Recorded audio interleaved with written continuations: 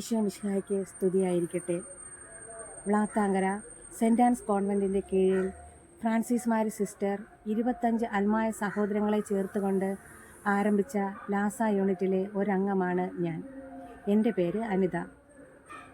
Lhasa unit ആരംഭിച്ച നാൾ മുതൽ 25 അൽമായ സഹോദരങ്ങളും സിസ്റ്റേഴ്സിനോടൊപ്പം സജീവമായി പ്രവർത്തിച്ചു വരുന്നു. ഇറ്റലിയിലെ ടൂറിനിൽ വിശുദ്ധ ജീവിതം നയിച്ച കാർലോയും ജൂലിയയും വിശുദ്ധ അന്നയുടെ നാമത്തിൽ ആരംഭിച്ച സെൻറ് ആൻസ് സഭയുടെ കീഴിൽ പ്രവർത്തിക്കുന്ന ലാസയിൽ എനിക്കും ഒരംഗമാകാൻ സാധിച്ചതിന് ദൈവത്തിന് നന്ദി പറയുന്നു. കുടുംബജീവിതത്തിലുണ്ടാകുന്ന പ്രശ്നങ്ങൾ അഭിമുഖീകരിക്കുന്നതിന് വാഴ്ത്തപ്പെട്ട കാർലോയുടെയും ജൂലിയയുടെയും ജീവിതം എനിക്ക് ഏറെ പ്രചോദനം നൽകിയിട്ടുണ്ട്.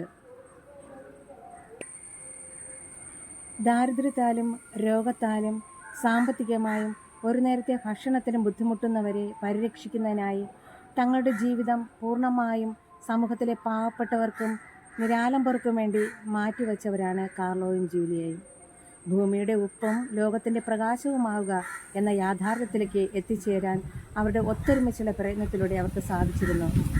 ഇവരുടെ മാതൃക ഉൾക്കൊണ്ടുകൊണ്ട് വ്ളാത്താങ്കര യൂണിറ്റിലെ സിസ്റ്റേഴ്സിനോടൊപ്പം നമ്മുടെ ഇടവകയിൽ പലവിധമായ വേദന അനുഭവിക്കുന്ന നിരാലംബരെ സന്ദർശിക്കുകയും അവർക്ക് വേണ്ടി പ്രാർത്ഥിക്കുകയും ചെയ്യുന്നു. മരണഭവനങ്ങൾ സന്ദർശിച്ച് പ്രാർത്ഥിക്കുകയും ആത്മാവിനെ രക്ഷയ്ക്കായി പ്രാർത്ഥിക്കുകയും ചെയ്യുന്നു. മാത്രമല്ല, പ്രാർത്ഥനാ സഹായം ആവശ്യപ്പെടുന്ന ഭവനങ്ങൾ സന്ദർശിച്ച് അവർക്ക് വേണ്ടി പ്രാർത്ഥിക്കുകയും ചെയ്യുന്നു.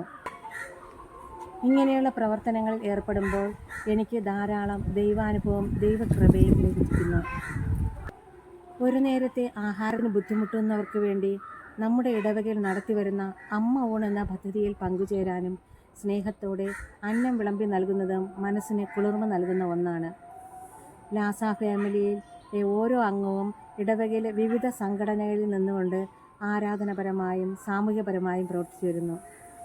ലാസ യൂണിറ്റിൽ സിസ്റ്റേഴ്സിനോടൊപ്പം പ്രവർത്തിക്കാൻ തുടങ്ങിയതിന് ശേഷം കുടുംബത്തിലും മറ്റ് പ്രവർത്തന മേഖലകളിൽ ഉണ്ടാകുന്ന പ്രശ്നങ്ങളെ തരണം ചെയ്യുവാനും ദൈവപരിപാലനയിൽ ആശ്രയിച്ചുകൊണ്ട് ജീവിതം മുന്നോട്ട് നയിക്കാനും സാധിക്കുന്നു.